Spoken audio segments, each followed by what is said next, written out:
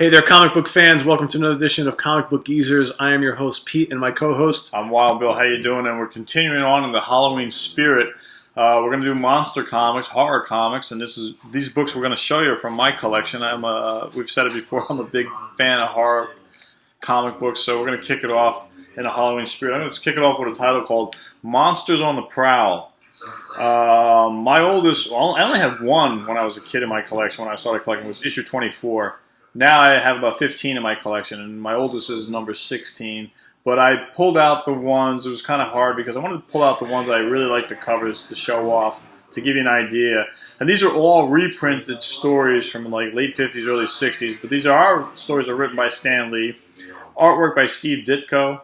And this, sometimes Jack Kirby.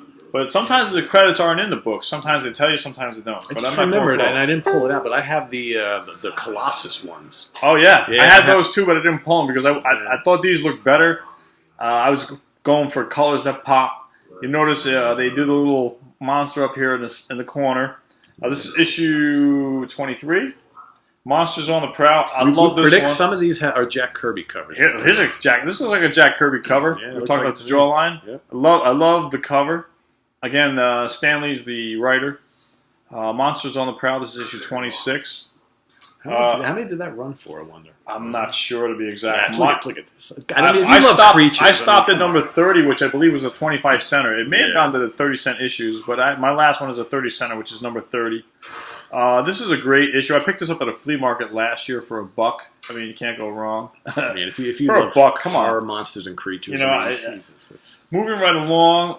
Another title. This is from like 1976. It's called Tomb of Darkness. And again, I got this for $2. I mean, my brother the monster locked in the cellar, right? Yeah, you gotta love it.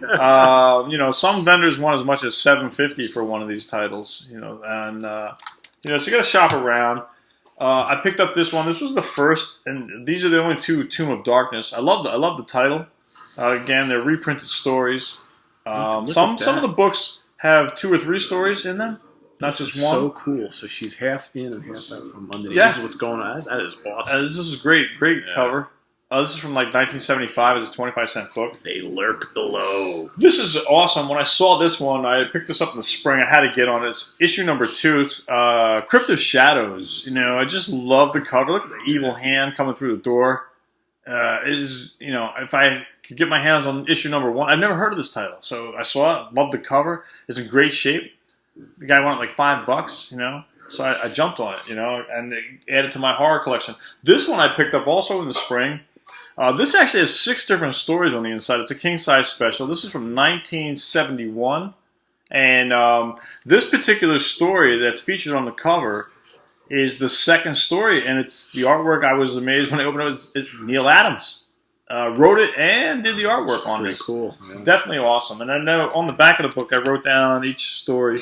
Hey, see Neil Adams, writer and artwork. Yeah.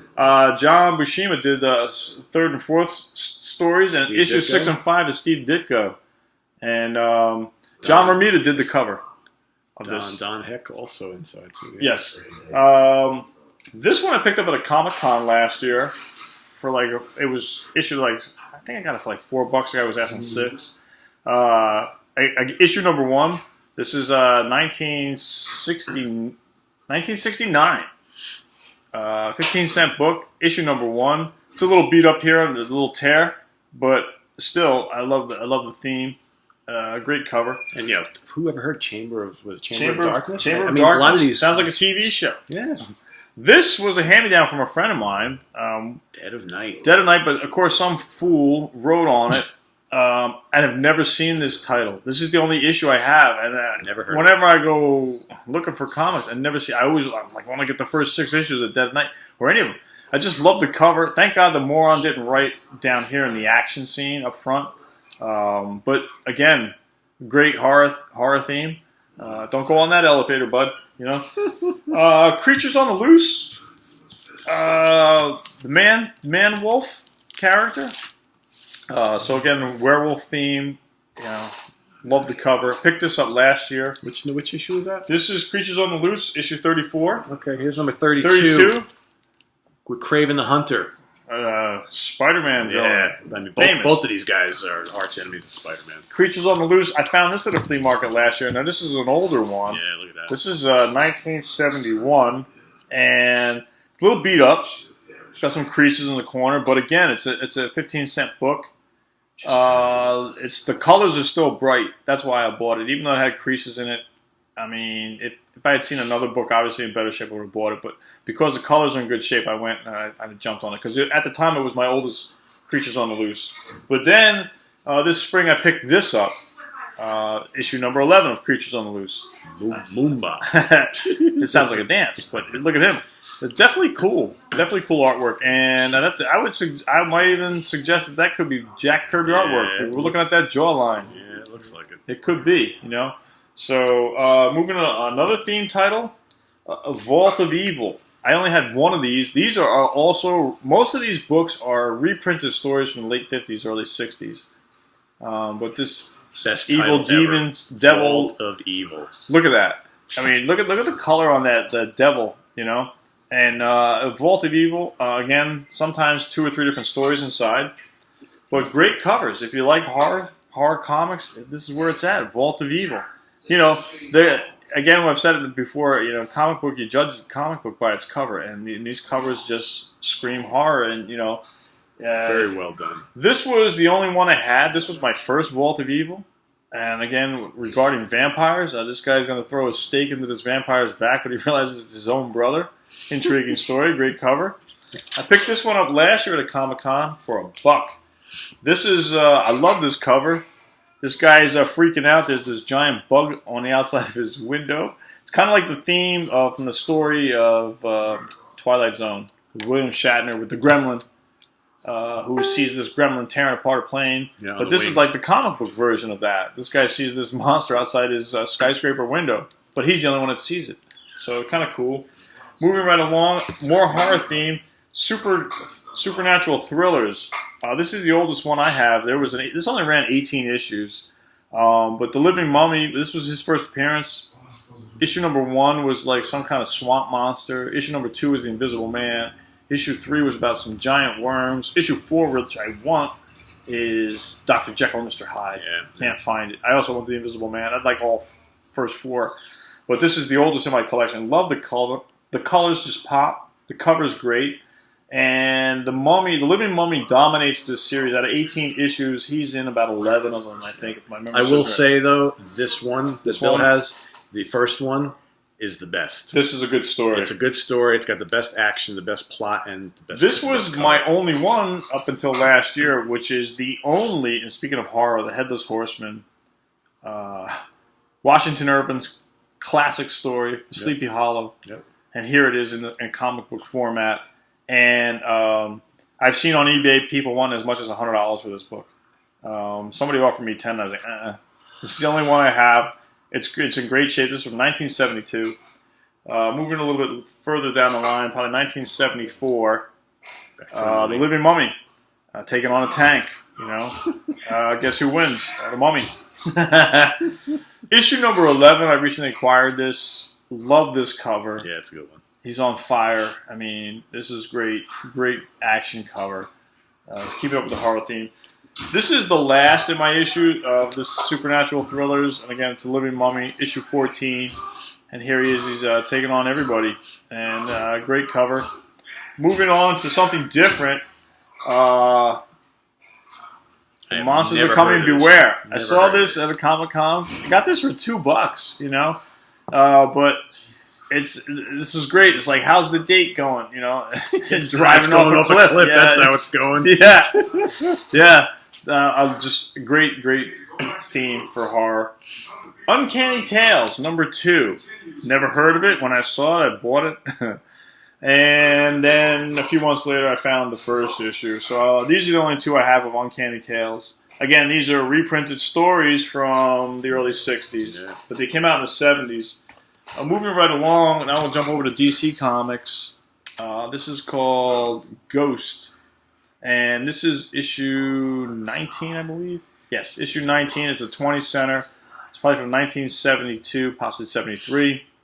But I just love the horror theme, and great artwork, by the way. You know, So if you get tired of superhero stuff, I was always into monster movies as a kid.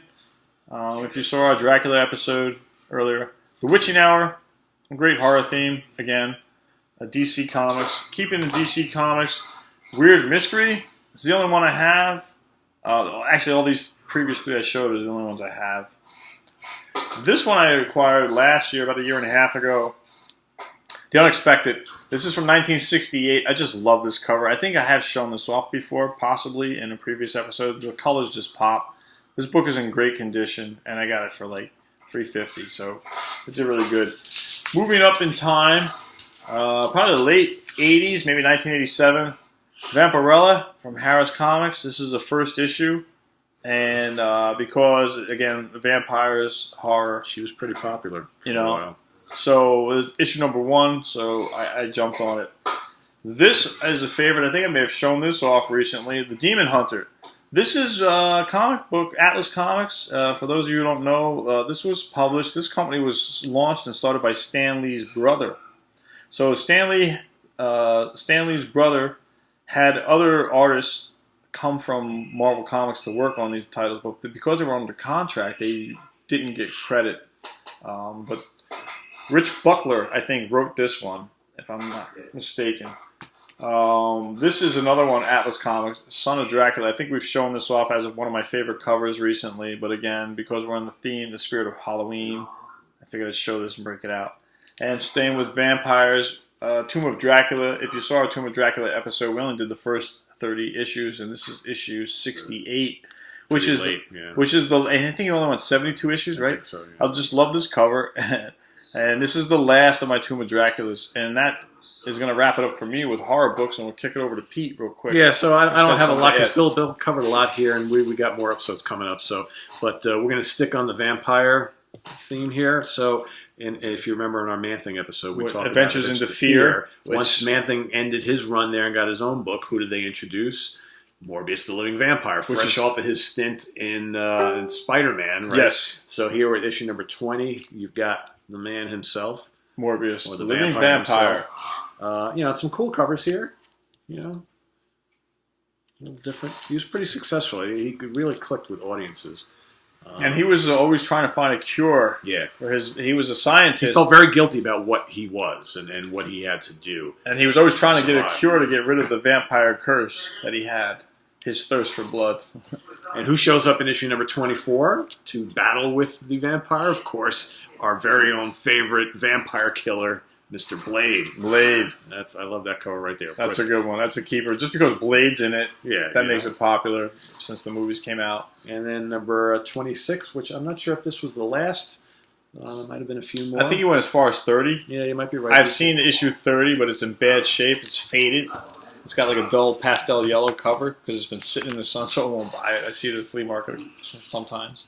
So, we've talked a bit in other episodes about Strange Tales and how for many, many years that was basically a format to give Doctor Strange and Nick Fury, Agent of S.H.I.E.L.D., their own, they split like the book for many, many years. When they both finally went and got their own comics, they were left... They had to fill the void. They had to fill the void. And, you think Strange Tales, right? I never thought that Nick Fury, Agent of S.H.I.E.L.D. was a good match for... Strange Tales. Because he's more like spy, espionage.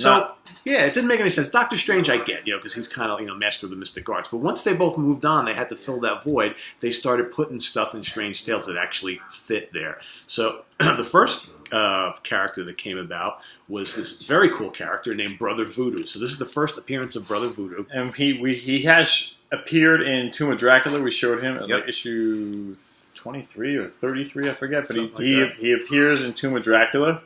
I have the next 3 or 4 issues of Strange Tales. Issue 170, I have 72 and 172 and 173. I don't have 171, but they're all Brother Voodoo. Great artwork. I have this one as well. And then they also brought in this character called the Golem, who I think 2 or 3 issues, I believe. Yes, he didn't go very far. And then they switched over to Warlock, I think. They switched over to Warlock, and then... By 178, I think Warlock was in there as in Strange Tales. But this cover that Pete has is nice. This is very similar to the stuff that Bill's been showing you. Again, this is just reprints of old horror stuff. But great cover. Yeah, it is pretty cool. I love it.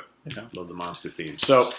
Some more monsters, you know? It's that Halloween wraps up time. our Halloween spirit for Comic Book Users. I'm Wild Bill saying thanks for watching, and come back and see us again sometime real soon. Yep, so, and we've got next Werewolf by Night. Yes. Stay tuned. Have a good one. We'll see you next time.